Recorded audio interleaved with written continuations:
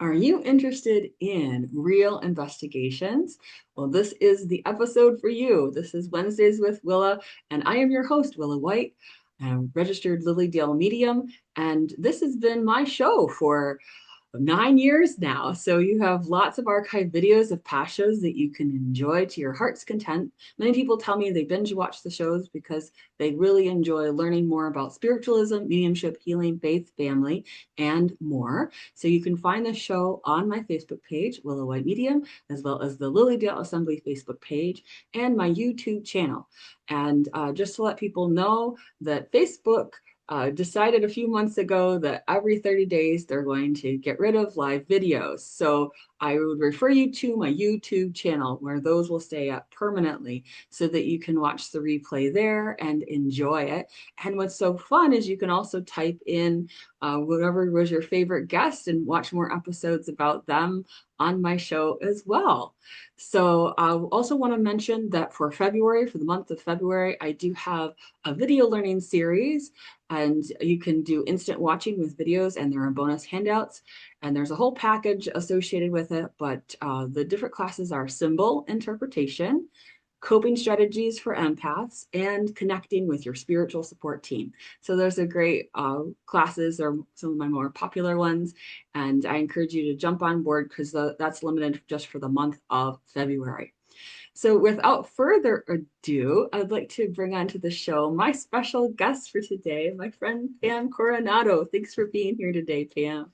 Well, thanks for having me back. Yeah, I'm excited. Absolutely. Yes. Pam is a very special person. I'm so excited to give you the rundown on so many of her abilities. She's just a true gem of a person as well.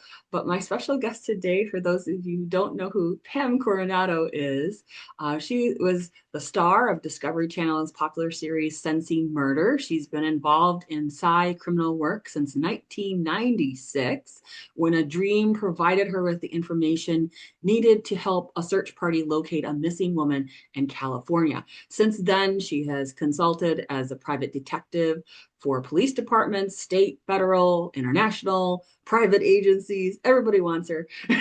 Pam has demonstrated her skills on live television for several networks, including A&E, Biography Channel, Discovery Channel, and she has extensive training that has enabled her to use a wide variety of tools, including clairvoyance, clairaudience, controlled remote viewing, and psychometry to gain insight into a crime or a missing person case. And she's also the former president of the International Remote Viewing Association, a well-deserved title. So we're glad to have her back here on the show today to talk about how intuition is used in real investigations.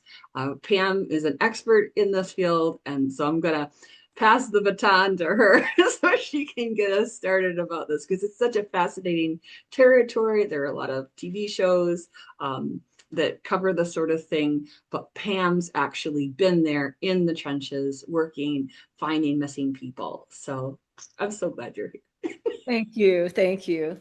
It's so good to be back and to talk to you and see you again. You're just such a bright light, and thank you for that long introduction. It's well deserved. Thank you. Thank you. I'm like, wow, I did all that.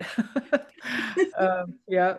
Uh, so yeah, a lot of people have questions and misconceptions and different ideas about what it means to be a psychic detective, or what it means, how, this whole field works, and I am ready to help with all of that and answer those questions. And and you're a great interviewer. I was so happy last time because you understand the process part, and so you ask intelligent questions because you you understand the process.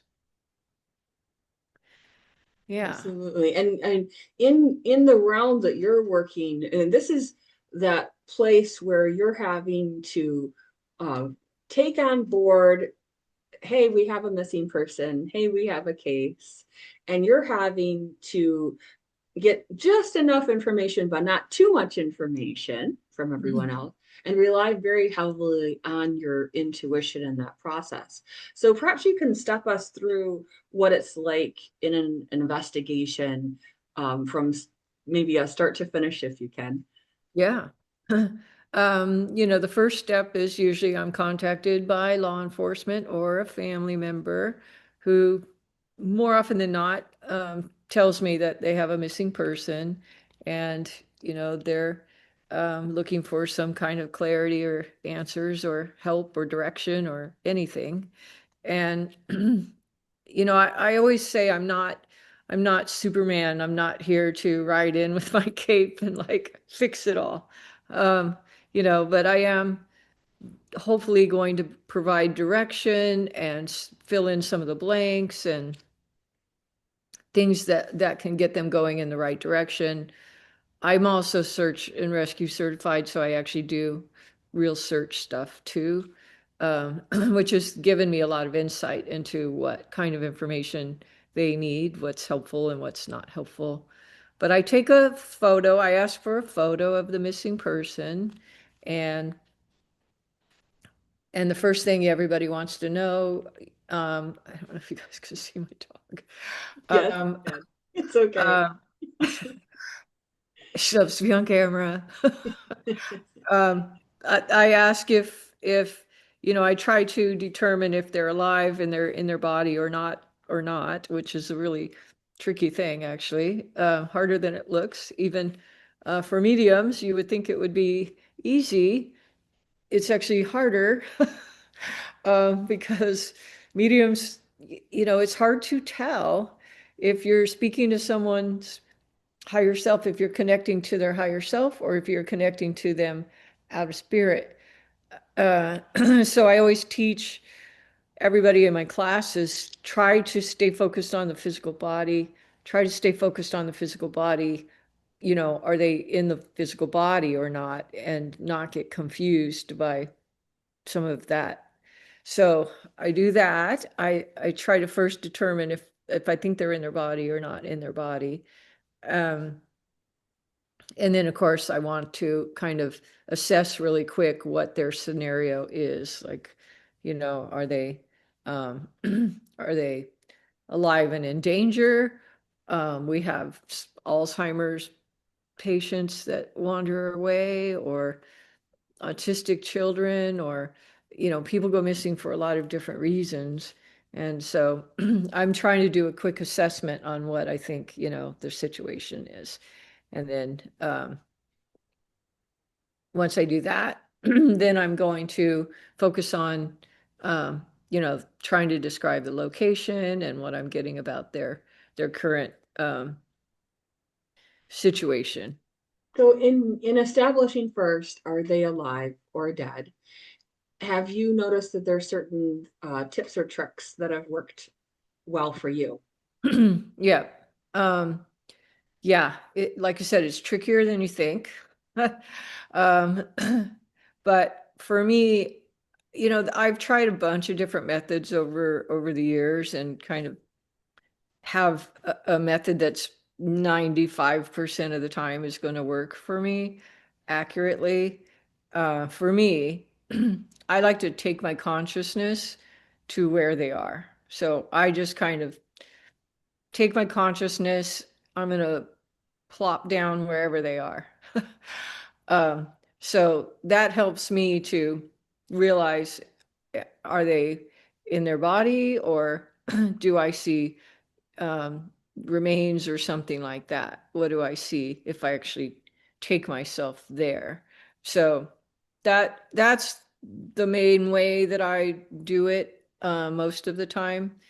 So you go into a remote viewing space so that you can be next to that individual's body.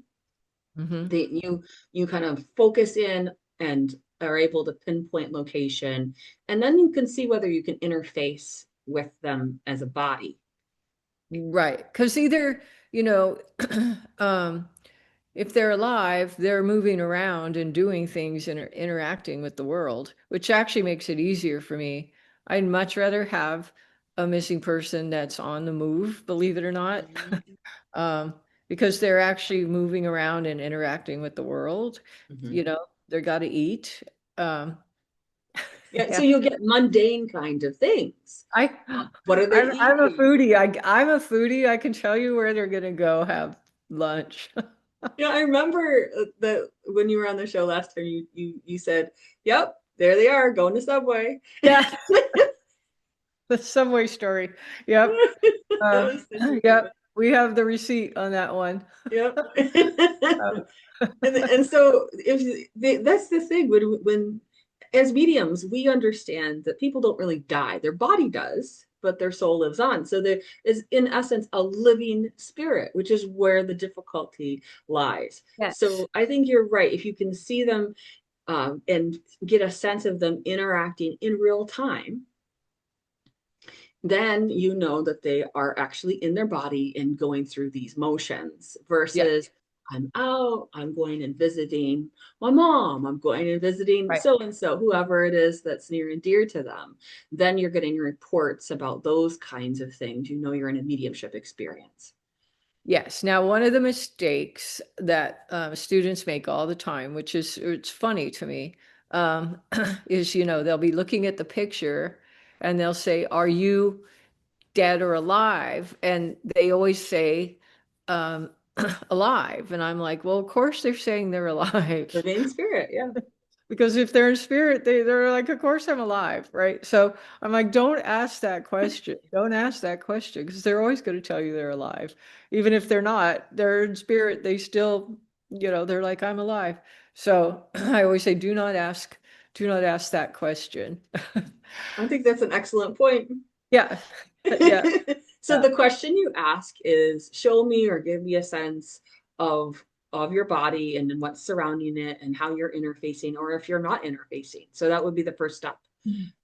Yes. I had a little boy. This one kind of blew up the media. I didn't do it on purpose, but someone had given me a little boy who was missing in Australia, and I did not know he was like the most sought after little missing boy in Australia. Um, and I just connected to his picture right away because he was adorable. And I do struggle with kids. I find kids very difficult. Um, but I was like, okay, mentally, you kind of think, he's been missing a while. The odds aren't good. Your mental kind of gets in there. But I um, took my consciousness, and people ask what that means.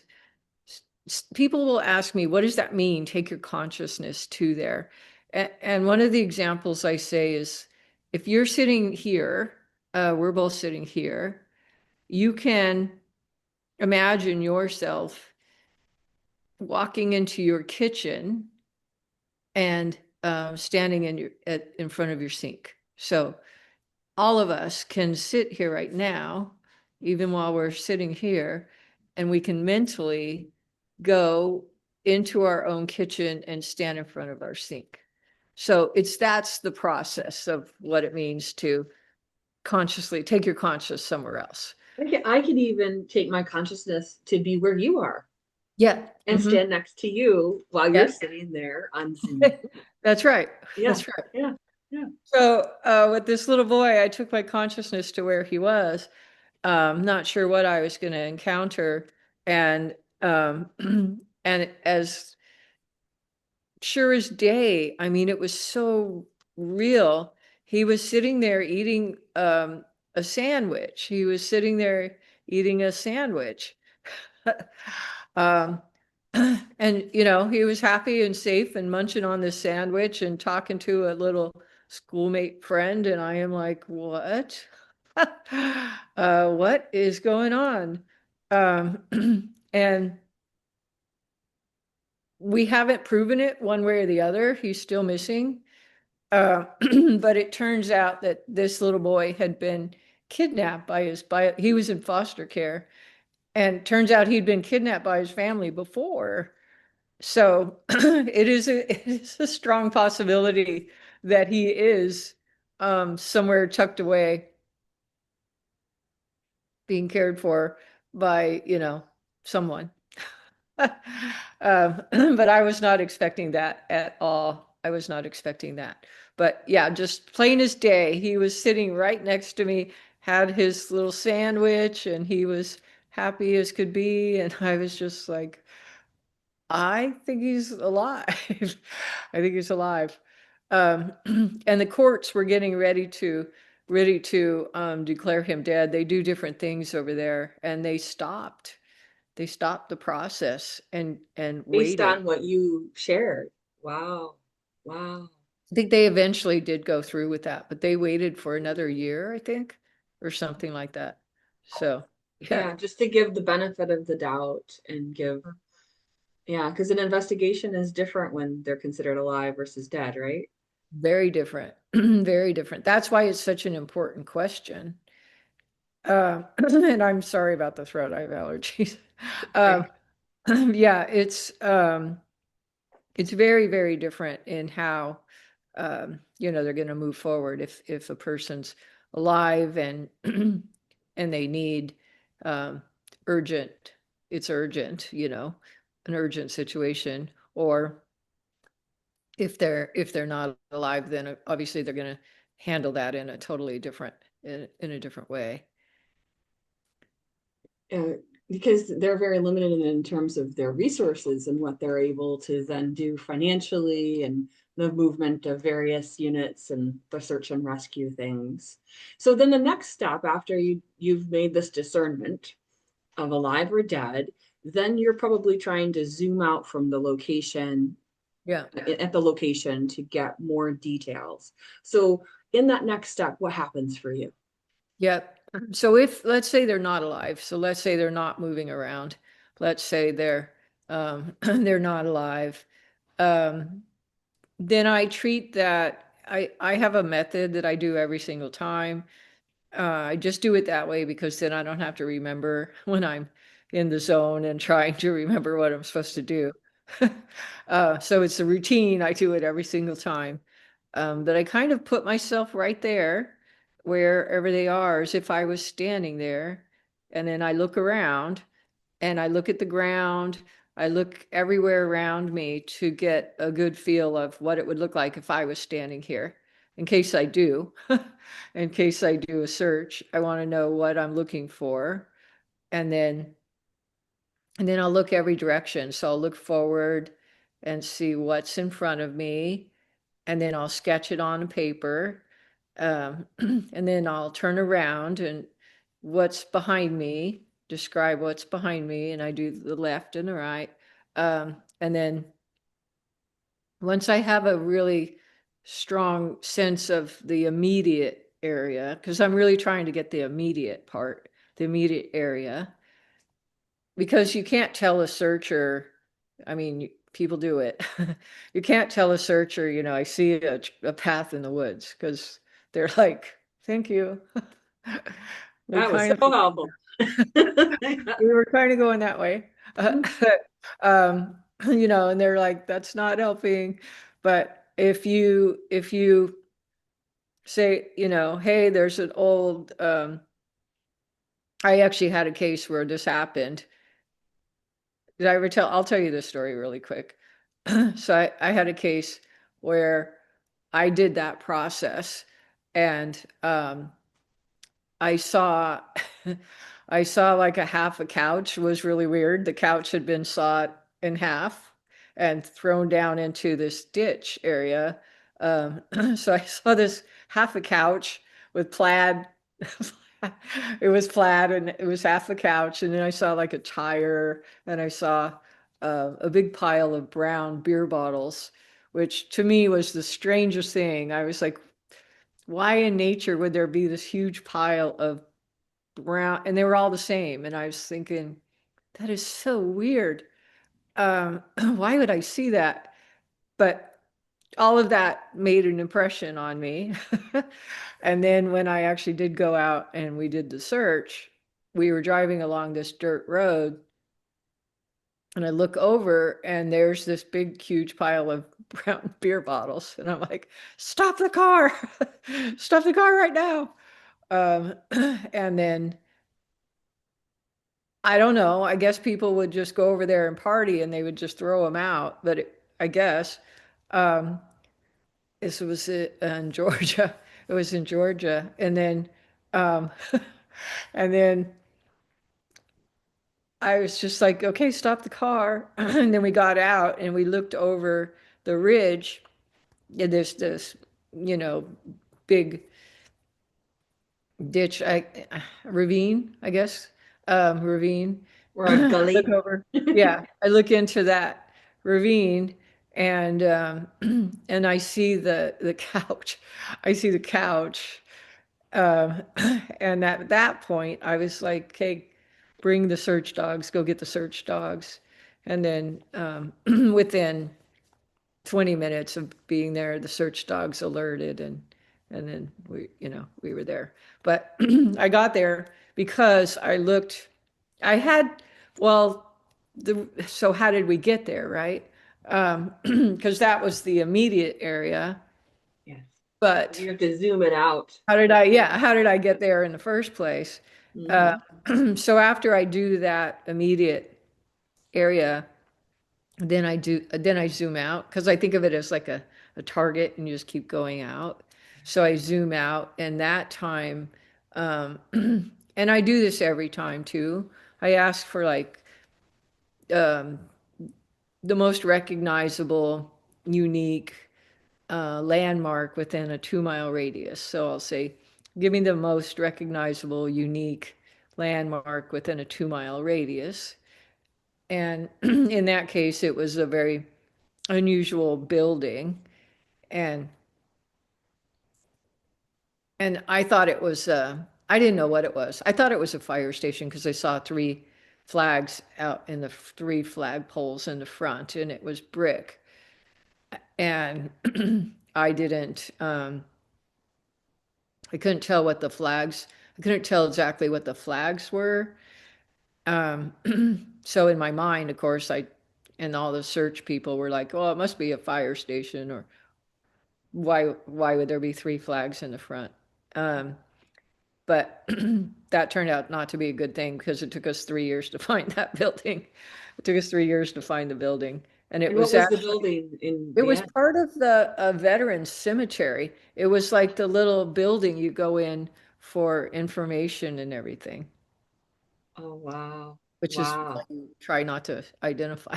Right. Try You try not not to to assume too much then. hmm Right, right. Wow. So Wow. once we had the building, then I knew we were within a 2 mile radius. And so that's why we were driving around in that area. We were, because I was like, okay, now I've got the 2 mile radius. Now I understand. In some We're of these cases, you're on average hitting many of them are cold cases, but some of them are active cases. And what percentage would you say those are for you then? Active versus cold? Yeah, I used to get only cold cases in the beginning when I was first doing this work, and now, um, now, I get a lot. I get a lot. It's probably almost half. It's Wow. probably almost half, at least 40% now of Mhm. active cases, or somebody who's been missing urgently, like within 24, 48 hours or so. I get a Mhm. lot of those. So, um, Are those mainly coming from the families or from the investigative units? usually families, once in a while investigative, but usually families because they're just panic stricken and they don't wait, which is good. But law enforcement, I try to stay out of their way, right? When they have an urgent case like that and they're firing in all directions and trying to do their thing, I try to stay out of the way as much as possible. But a lot of times they want that direction too, because they don't want to spend their time going off, in the wrong. And you're a trusted resource. That's the difference. You have a track record Right. of being accurate in these ways. And so, in terms of receiving information, when you say they give me, is that coming from the spirit of the individual missing person that is so-called dead? Mhm. Or is it coming from a spiritual support team A that is spiritual support team. Yeah. right, right. And so I love that you've too. kind of identified that you have this team that's assisting you in these endeavors that, are be they angels or guides, that Right. Yeah. they are trying to help bring about successful connection and culmination, Yeah. Yeah. yeah, Yeah. peace and comfort from that. Yeah. And I trust that. I trust that because we have an ongoing relationship. And so that's why it's easy for me to trust the information because we have this ongoing relationship. And, I just know Yeah. they're, It's been established for years now that you yeah, have this yeah, team and that you're working uh, in the seen and the unseen world, and that they are able to assist in those dynamics. Do you feel them when you're actually on site during the search as well, or is that mainly when you're still in your own space, accumulating information on the intuitive level? It's mostly when I'm doing it in my own space and I'm meditating and I'm, intentionally focusing. Um, but once in a while, if I'm out in the field and I'm bewildered, I need to just stop and I'll just ask for guidance. So I've definitely done that. I'm like, which direction do I go? Yeah, Help me. let me be the dowsing rod. Yeah, yeah, Get me in the right yeah. direction with this. That actually works. It actually does work. I've actually been able to follow somebody's tracks a certain distance. I lose it, but I can follow tracks for a while. Which is incredible because I mean, your show was called Sensing Murder. And so there you are, you're like the bloodhound, only on an energetic level, you're profoundly following that path as best you can. And for those of people who are watching who are like, how could she even do that? There's an energetic pathway that is left wherever we go. Yes. And we not might not be able to see it with our physical eyes. It's not like you're trying to use a tracking abilities, looking for footprints Right, right, necessarily. right, These right. are energetic footprints, Yes. Correct. and you're sensing the energy that's been left behind. Mhm. Do you feel that's part of the psychometry of reading the energy of that space, and you're attuning to it? So you're finding probably that the picture helps you first attune to that individual energetically so that you can begin the initial energy. But then as you're getting to know their energy signature more and more, that's like you just got the scent of it, like a bloodhound, right? Yeah. And Yeah. you're on it. So when you say it only takes you so far, have you noticed that there's like a distance It for feels like some of a them? distance. I don't know why, but it does feel like a distance for some reason that I'd sort of just I'd sort of drop off the trail or something. And I don't know if it's me, my own energy that I get tired and I Mhm. lose Yes. it. It could be that. But it's really interesting because I can tell, let's say I'm tracking somebody energetically through the woods. Mhm. We'll just say the woods. And I come to a fork in the road. Like say I have a missing hiker, and this does happen. So say I have a missing hiker, and I come to this fork in the road, and now I'm trying to figure out which way did they go. Uh, I can feel that. I can feel that. I can feel they've never been on this trail. I don't feel their energy over here. It's not imprinted. No prints are left energetically there. And no, yeah, there's just no, it's just there's no energetic connection to that location. And then I go on this side, and I'm like, okay, I can still feel them here. I can Mhm. feel them. And I just keep following that. And then what I do is, because I've done this in a car where somebody else is driving, then I'll just ask guides, turn left or turn right or keep going straight. And I'll get an answer, keep going, keep going. And then I'll feel a pull like, oh, you've got to turn here. You have to turn here. And so I can navigate for a certain amount of time. But like I said, at some point it drops for some reason. And in terms of that, are you trying to energetically do what you can to bolster yourself so you get it for as long the signal for as long as you can? Have you noticed that there are some things that seem to optimize that for you, or there's no rhyme or reason I don't necessarily? know. I haven't figured it out yet. Hmm. I'd like to figure it out why that drops off, and is it me? Is it my own belief system that it's going to? Mm-hmm. Could be, it could be my own mental block of I'm going to lose this trail eventually. You know what I mean? Yeah.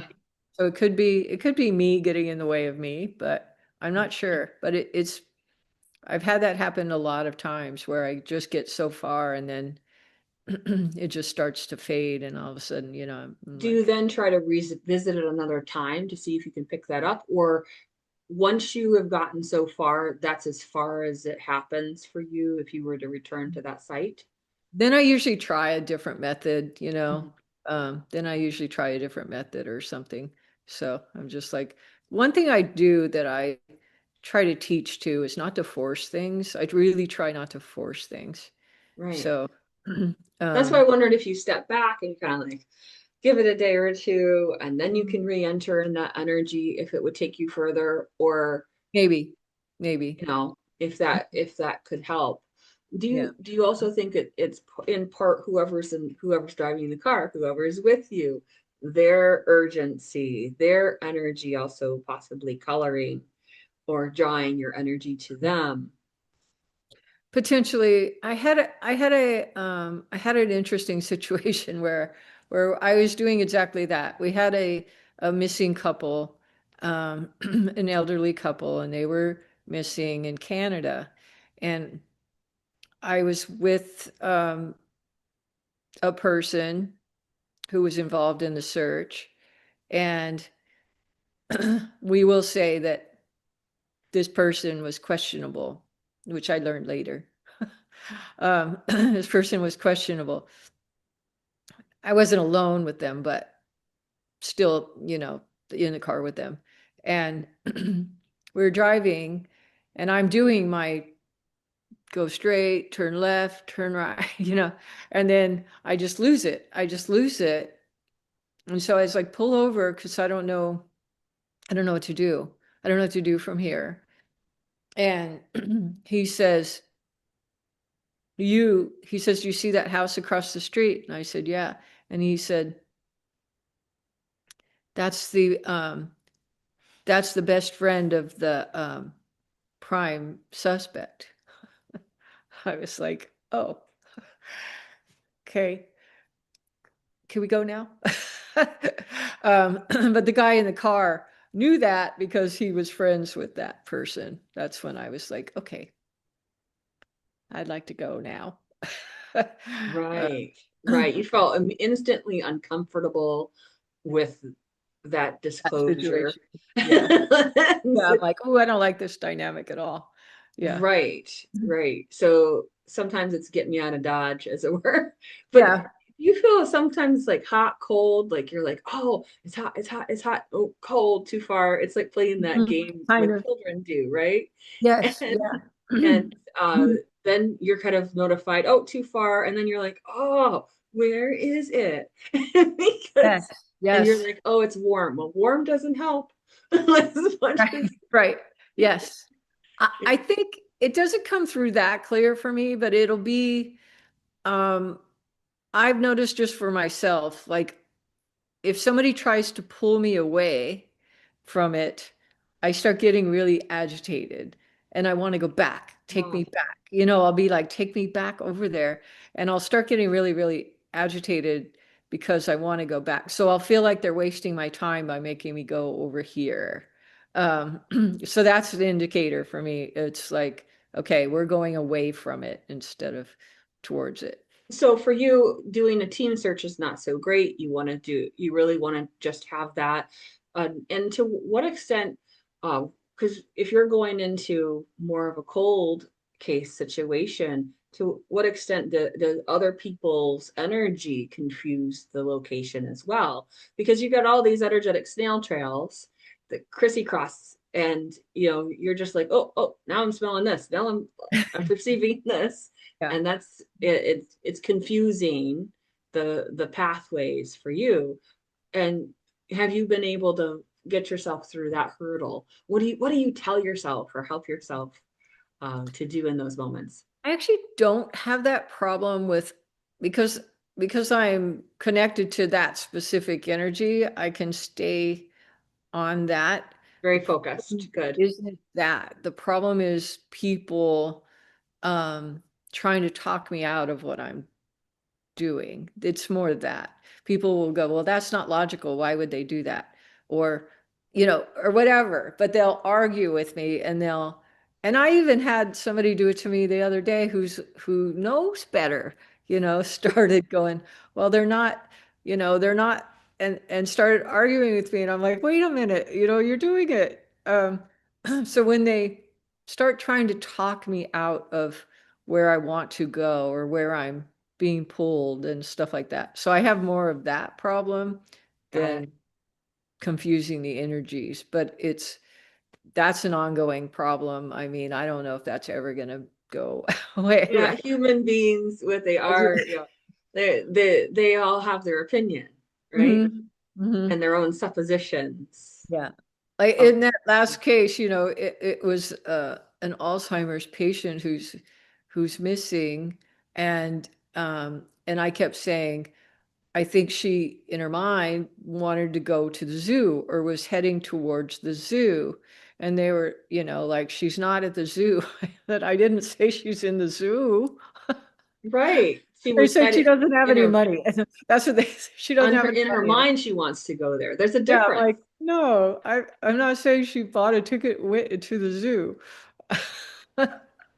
I'm saying it's a direction. It's a direction. Yes. We need to So, find where she thinks a zoo might be. You have to also think like the individual, right? yeah, And so many people, if they're in that Alzheimer's state or altered mental state, they're not taking in the world the way you or I would. correct. Everybody has their own reality, and then there's the reality. Yes, And so you're yes. having to follow the trail of their particular reality. Correct. Because we had another one. We had another one. She hasn't been found yet either, but she kept telling her family members, and I could feel it. I could feel it in her. I didn't know this until they confirmed it after I told them. But I said, she's going in her mind. She was walking. She's trying to go to her aunt's house. And I was like, she wants to go see her aunt. That's where she's going. And they said her aunt's been dead for 15 years. But she had told them that she Right. was going to see her. Yes. So, in See, their and own, so I mean, you got it right. You're just trying to pinpoint it past those moments where it doesn't make sense in our minds. It's right, not it's not about that. So right. It's like, what are yeah, their that's intentions? such I a good always point. read their intention. I try, if they're alive, if they're not alive, I don't have intention to grab onto, right? Ah, yes. Um, and if they are alive, I have their intention to grab onto. So, but even if it's like a missing hiker, I can still sort of get intention on what they were thinking when they came to a fork in the road, maybe, And but why they chose that versus why the they other. chose that way Yeah, or something like that. But alive people, that's why I think they're easier because I can their tune into movements. their Yeah. intentions. It's What do they want? What are their needs? What are they thinking about? Usually food, sleep, all the basic things, right? So mhm, normally I can tune into what they want and what their intentions are and where they plan to go next. mhm. And so if they are so-called dead, and you can't tune into their intentions or their movements, and you're having to rely more on the mediumship level of things. What happens in terms of using your intuition more in that category? Yeah. Um, that's where I do that process of what's in front of me, what's behind Sure. me, you know, give To me a get to that landmark point. and all of that, and trying to build a map of it. Hmm. But that feels like the harder of the two. It definitely is the harder. People think missing persons who are not alive are easier because they're not moving. I'm Hmm. like, yeah, but if it's just a place in the woods somewhere and And they there's might no, not be familiar with that location. Maybe they haven't been yeah. there. So there's a lack, just because someone has passed over, there is an assumption that, oh, they're all seeing, all knowing. Well, they're not God. They don't necessarily have that framework within themselves to understand physical location, Right. especially if they weren't very good at that sort of thing in geography when they were in the living. That's what, Or kids, or kids, they don't know where yes, they're at. they have no Kids, clue. So kids don't. it can be frustrating because you are limited to that extent. Mhm. I had a And guy, I was started telling you this story oh yes, please do tell me that. before. Yeah. Uh, and this ties into the question, is because I was trying to determine if he was dead or alive, and he looked like a pretty he had red hair, and he just looked like a pretty strong personality, right? um, and I'm looking at his picture and trying to determine if he was alive or not alive. And I was kind of struggling with it. And so I decided I was going to just meditate on it for a few minutes. And then I think I drifted off and went to sleep. Um, and I hear this, wake up, wake up. She's waiting for you. She's waiting for you. And there's a spirit just like in my face going, wake up, wake up. And it's clearly him. It's clearly him. And his mom, who I had an appointment with, had jumped on 15 minutes early to our Zoom meeting. And so I jump on there, and sure enough, she's there, she's there. And he wanted to make sure I didn't have her waiting. But I knew without a doubt at that point, he's not alive. But I was able to tell her, I asked him, I said, I can have a conversation with him with her in front of me, right? So I said, how do you want me to handle your mom? like, like, what do you want me to say? And he said, I want you to tell her exactly what I'm saying because what's going on in her head is scarier than the truth. Oh, yeah. Yeah. And he had gone to fight in Ukraine, and disappeared, and they can't find him.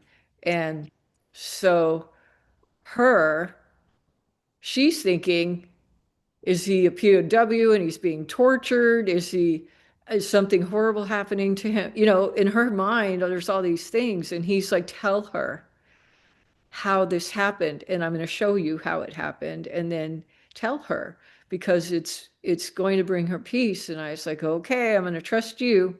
This is your mom. I'm going to trust you. And he told me, he showed me that there was a structure being fired on, and that he was back quite a distance back with four guys, and that they were watching this. And so they knew they were under attack, but they thought that they were far enough away. I think they were in like a bunker or something because he said they were hidden. Um, so they were far back, and then it's okay. My guard dog saw a car go by. Um, so then all of a sudden, this is what he says to me. He's such a he kind of had a sense of humor, but he said one of the guys in the bunker with me turned out to be a really good friend. Like we made really good friends. And he said, we were here in the bunker and then we were there together. So he's like, we were here and then we were there. And that's what I want you to tell my mom. And he said, we didn't see it coming. We didn't see it coming. There was no fear. It was just sudden we were hit. And so he was like, literally, I was laying in the bunker and then we were both on the other side together. And that's what he wanted to tell her. And that brought her some measure of peace that he wasn't in suffering mode and Yeah, continuing you know on. what else he said? Here was the beautiful thing that he said. He said, this was the beautiful thing he said, because they can't recover his body, right? And so he said, I've never had a spirit say this to me. He said, I want her to create her own spot. Just go create a spot, someplace that she knows that I love to go, and just put the cross there and create the spot, and that's the spot. And I was just like, that's awesome. That's brilliant. Because that's one of the things that hurts these people the most, missing families of missing persons, is they don't have a spot to go to.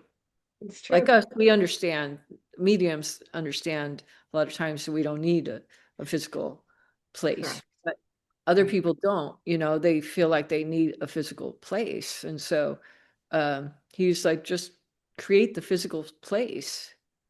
And I was just like, that's beautiful. It is. And so that's why people will end up with a memorial bench or Mhm. a place in their yard or something that they have done to help in the community that is in there's their name, and somehow those become touchstones for them of something on a slightly more substantial, solid level, Yeah. representing their loved one, and that they can visit, that they can look at, that they can feel like this is where we can talk, or this is Yes. where we can Yeah. commune Yeah. together, and I can maybe feel you every now and then, and we Yeah. can say Mhm. hello. So yeah, you're absolutely right. That is something that it can be so comforting for the people here on the earth plane. Yeah, Yeah. I Because love when you that. have the missing person, it's ambiguous loss. We call it ambiguous loss, where they're trying to grieve without answers. So they're trying to go ahead and grieve, but they don't have answers.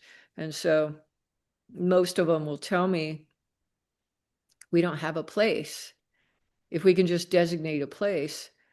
And that's why a lot of them are so desperate to find the location, is because they want that place.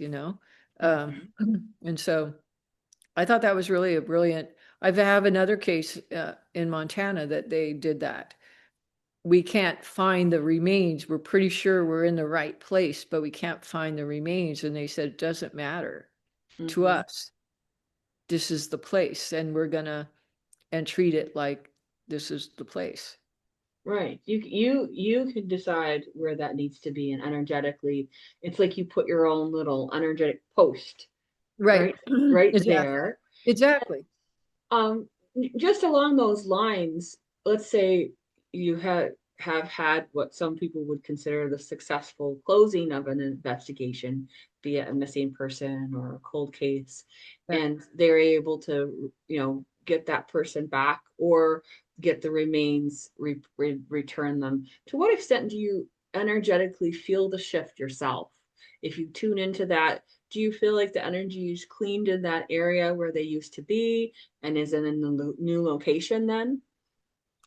It's so interesting. So for me, it's always such a relief. It's always because it's kind of a burden. We call it the searcher's burden. Yeah. Um, and so every time we have a resolution, I feel a weight has been lifted off, a little weight has been lifted off. And I do feel that. But what was the rest of the question? Oh, when things, I'm just using the word successful. I don't know that I should use it. Maybe resolved No, I know, somehow. I know. A missing person or someone who has passed and people have been able to collect their remains finally, or to what extent do you feel the energy is longer locked down in that zone where they Mm. were, that it's shifted now that their remains, or that the close of the case has happened? If you were to return to that and to that place, or even intuitively try to pinpoint into that energy again, would you not no longer feel that connection or energetic tie there for You know, them? it's such an interesting question. It's a great question, and I have an interesting answer. It's a really cool question Yes. because I learned this. I learned this over a series of cases we did on sensing murder, actually, and I was shocked to discover early on in doing this work that trauma, we call it trauma energy, that hangs around in a location. And so that's what I'm tuning into when I do those cases. I can feel that trauma and I can read it, and then I can step out of it. I can step away from it back. It's literally a location. And I can step out of it, and then I can step back into it. So trauma energy stays in a location, I think, indefinitely, because I've read trauma energy after 27 years in a location where people were walking by, riding their bikes. It was like a normal alley at the beach where a shootout had happened. And I could still feel the events, but every single day people are walking their dogs and riding bikes and doing normal stuff. And it didn't remove that trauma. Um, so I used to believe, oh my gosh, it just stays forever. um, and then we did a case on sensing murder, and it was a young woman who was studying to become a nun. I don't know the proper terminology, um, but she was on the grounds of the what do you call it? The Where the convent, or convent, yeah. She was on the grounds. She had gone up onto this top of this hill to pray and meditate and read, and she was attacked on the grounds by like a vagrant person, I think, that was coming through. And so, needless to say, so I go there to do the show. In this case was unsolved for 20 something years when they brought me there. And I go up to the top of the hill, and I'm wandering. And normally I can find trauma energy, I can feel it. My heart starts racing and I can feel it. I'm wandering back and forth all over this hill, and I'm like, are you sure this is the right spot? And I kept going, are you sure we're in the right place? And they said, yes, right here. I said, put me right on the right spot. So they take me over there, and I'm just like, all I feel is a blanket of peace and love. That's all I feel. I can't um I can't read this crime. It's like I can't read this crime because all I feel is peace and love. And it's almost like somebody had laid down a comforting blanket. And that's all I could feel. And so I'm baffled, I'm like, I don't know. And there were nuns off to the side watching me work. And I said, I said, have you guys been praying up here? And she said, shocked, she said, yes. She said, after it happened, we all gathered around in a circle. There were like 20 of us, and we did it for 2 weeks every day. We went up there and we went into a circle and we prayed that that negative energy and the evilness would be taken away from our land. And I was like, well, it worked. It worked. That's really cool. I can't. I can't read the crime. So I had to do all the work from the police station because I couldn't do it. I Because couldn't it do had it. been effectively erased. I love that. And I'll just really briefly share a story of my own. When I was in Rome, we were going different places, and we went to the Colosseum, and we're standing in line.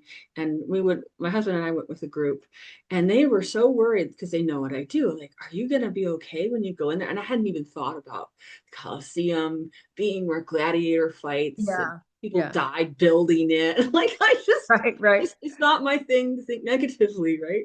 So Yeah. I'm in line and my stomach starts to kind of hurt a little bit because I'm picking up from the people I'm traveling with their worry, right?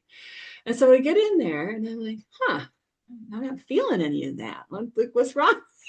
Right. What's wrong with me? Right. And the tour guides, guiding us around, and we're paused on a spot. I'm like, seriously, I feel like I'm at church. I'm at the Coliseum. I feel like I'm at church. And I say to the tour guide, were there any ever church services here? Oh, yes, twice a week.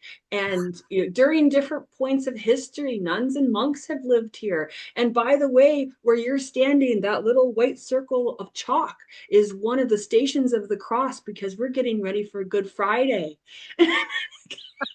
So I have to say, sometimes those energies can be obliterated, but it's also a point of us tuning our radio station. What are we tuning ourselves into? Are we tuning into the trauma response, the Right. ooh and the ah and the But fear? I was Right. trying to, right? I Right. was trying and it was gone. I was But trying to this find is it. such a hopeful message for people, though. I think on another level, as much as you're like, this is kind of mess with my investigation, Right, right? The right. energetic currents of trauma have been Yeah, disturbed and erased. fun. But it's such a good thing because people need to know that when they are setting that beautiful intention of light to every corner of their room, Yes. that is what sets the It energy of works. the It home, works. Yes. and Because that's for what it taught bigger me. locations as well. Yeah, that's what it taught me is that this is real. Like this really It is. works. Prayer works, intention works. Yeah, Um, and I was just really, really, I'll never forget that. It's a lesson that stayed with me. It it stayed should. forever. Oh, I love that story of yours. And as much as you're like, well, darn it all. But at the same time, it's such a hopeful thing because people need to know that trauma does not last forever. Yeah, It doesn't get to win, yeah. and that things can be overcome, not just in our own wishful thinking, but on an energetic level. Prayer force is life force, Hmm. and it will transcend all. It'll move us all energetically into a state of grace. Yeah, Oh, yeah, that's a yeah, beautiful, deeper message. yeah. I Oh, am so glad I learned it, yes. because I was just like, that's really special to understand that this is real. Energy can be transformed. Yeah. Um, the negative can be transformed into something else. It's just people have to know to do it, to know Mm-hmm. to do it, you know? I know our time's going so fast. Any last things you're thinking that would be great for people to understand about how you use intuition in real investigations? Because this has been great. I think, the main thing is that I I see myself as part of the process, part of the tool, uh, part of the team. I'm a tool. I'm like, don't call me a tool. But I am just part of the team. I'm another tool that they use. I can't change what's happened. I can't magically. A lot of people think that, okay, they're going to bring in a psychic and it's going to fix everything. It's just magically going to fix everything. And I'm like, no, it's not. I can't control um, things where if a body's not recoverable for whatever reasons, or different things like that. Like I'm not in control of any of that stuff. So all I can do is give what I'm given and pass it along, and then let the officials do their thing. Mhm. So, because I think a lot of people have this misconception that you're going to come in and rescue and save the day, and that Savior stuff, yeah, savior complex. magical and somehow it's magical. Yeah, And if they just get a psychic, it'll all be magical. And and I'm like, it doesn't change evidence. I could tell them this person is the one who did it. I could take them by the hand and say, this is the person who did it. Um, but if they don't have that physical evidence, they don't have evidence, you know, there's right. not much. So I think it's for people to have the realistic view of what it actually is, and what a And it's psychic. hard to have acceptance because you're like, but the justice that must be done, right? So on one level, because you are a spiritual investigator in this sense, you understand that you can't be in charge of the justice. You can help to the extent that you can, and the rest you have to leave in God's hands, which is Correct. really, really hard when it's your person, when it's personal, Yeah. and you want them to be found or to have justice in their situation. So, yeah, that would be probably the most difficult thing. It's very hard when you have to understand that there's a bigger picture, and there's always purpose behind some of these things. And sometimes it's a timing thing, or sometimes it's a lesson that families having to endure. And I'm not in control of any of that. And so I'm really good about understanding my role spiritually, Yes. that I can help heal. I threw a little tantrum one time. I threw a little tantrum one time because I was really struggling with the case, and we couldn't find our person, and I was super discouraged, and I think I was yelling at the guys, why do I even do this? Why am I doing this? Why? um, and very calmly, I hear in my head, they said, maybe it's not about the results, it's always been about the effort. And I said, oh, okay.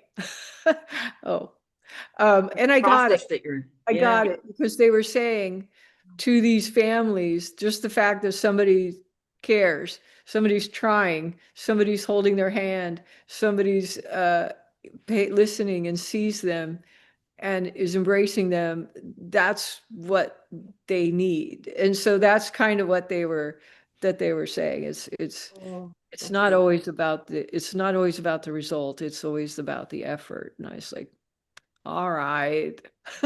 I'll keep going, I guess.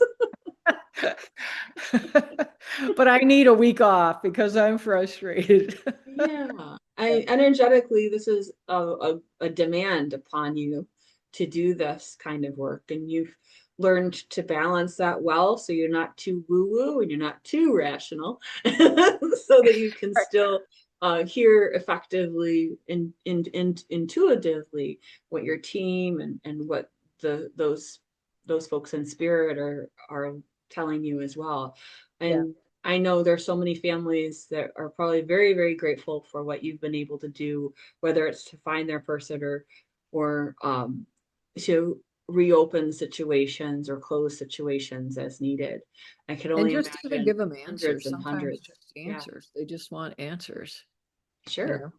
We Yeah. all do. We all do. But what an amazing life you have led to do this work and to train other people about that. So I do want to mention your website, pamcoronado.com, and that you do teach people how to be more psychic or how to be psychic investigators. And there are some people that are more effective in that role than others. It's not for everyone. If you are very sensitive Yeah. and can't handle a lot of the visual stimuli and the aftermath of those things, then it might not be for you. Right. But Yeah. you help to pinpoint that with your students so Yeah. well. and I think it's beautiful. I know you have some things coming up. Let's share with folks what you have in the works.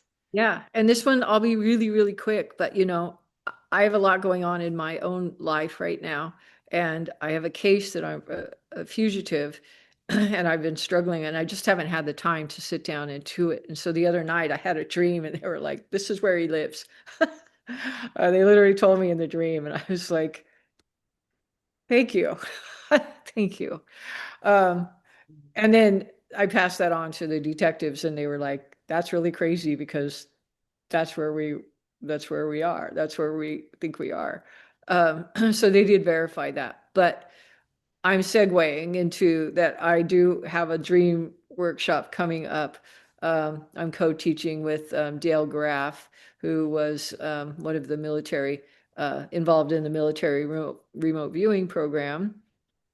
And he's a long time dream researcher. And so we're pairing up to do a dream workshop, and that's going to be in person in Maryland, in Easton. So we're trying to nail down the hotel, but that's going to be in June, and that'll be up on my website. And then Psy Games.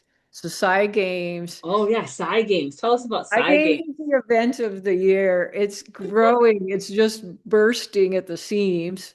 Um, the inaugural event was last year at the end of July, and we didn't know if who was going to show up because we were worried that people didn't like competition. Um, but Oh it right. wasn't. But it wasn't just about competition. It was also lots of speakers and presentations and panels, and we even had an ethics panel that I sat on. A lot of really, really great talks and things. But Sci Games was we had people who were competing in different things, like dowsing, and we have something called Mind Sight where they wear um, a blindfold and they match up color pegs with these color rings. Uh, all while they're blindfolded, they're using their intuition to do that. And just all these really cool different tasks. And the audience is sitting there watching, and they're up there performing this stuff live. And so they're calling it the Psy Olympics. It's like the Psy Olympics, they're calling it. And I've never been in an event where people are being celebrated for being psychic and for being weird. And, and the whole audience is behind them and they're rooting for them. And we had a judges panel, and then we had um, the speakers who on the side, the commentators, commentators talking about what was going on of stage. So we had like 500 people came for the first event, and this one we've already sold 1,000 tickets for the next year. When And is this? people are training, like they're going to training camps and Oh, like so getting ready. when and where is this? The This is site. going to be this year, it'll be the same dates, the end of July, and it'll be in Charlotte. Charlotte? I think I always get it confused. Charlotte, North Carolina. Okay. Last year it was in Charlottesville. Okay. Oh, I see. This is why I'm like, last year it was in Charlottesville. This year it will be in Charlotte. At the end of July, and that Uh-huh. is an in-person event In person, known huge. as The the Psy Games. energy was so um high. I think it took me days to come down off of that high. Because a room full of people, and I've been to a lot of events and a lot of conferences. And this one, I've never felt so much love. Like, and I mean truly love. Like everybody was so supportive, and everybody, it was just a big love fest, and the people that won, they got money, they got cash prizes, they got cash prizes, and there were teams. Some of them had teams, so they had like their little jackets and their pom poms. It's so funny. It's so fun. It was Is so there fun. information about that on your website, or is there a website that we can refer people to? I will, yeah, it's PSI Games International. PSI Games International. All right, great. That'll be fun for people who Be want fun. to be spectators or participants, Uh-huh. either this year or next year or coming Yeah. year. And you have Don't to just audition to be a participant. Like they take it really seriously. You have to audition to be, but anybody can go and watch it and cheer them on and watch the activities and then go see all. American Psychic Idol. Yeah, yeah. And it's growing so much that they're going to do one in the UK. So they've asked if they could do one in the UK if we'd help them put that on in Be like 2026. America's Got Psychic Talent. A Yeah, reality show. So it's these are not televised. These are only in-person not events. televised. I keep telling them, you guys need to turn this into a show because it's just like You can it's so sell tickets or fun. whatever. It's so fun. But So but funny. the point of it for me, besides the fun aspect, the point of it is normalize, normalize this and stop hiding and making it secretive and something we're embarrassed about. Mm-hmm. Right. Celebrate it, put it out there, normalize it, celebrate it. And that's what we're trying to do. We're trying to celebrate and normalize it. Right. And I think there's this line between how do you normalize it without making it too much about entertainment when you want to keep it on the sacred level, the serious level of it. But then Mhm. there's this lighthearted quality. If Mhm. when people are in a playful, joyous, centered place, it's easier for them to be more intuitive, more mediumistic, and more healing. So I think there's that element of fun We're is going to important. add mediumship. We're trying to figure out because it's all being done very scientific so that it's fair. We've had to really, really make sure everything is buttoned down and fair. But we are going to add a mediumship category. We're working on that right now, the logistics of that.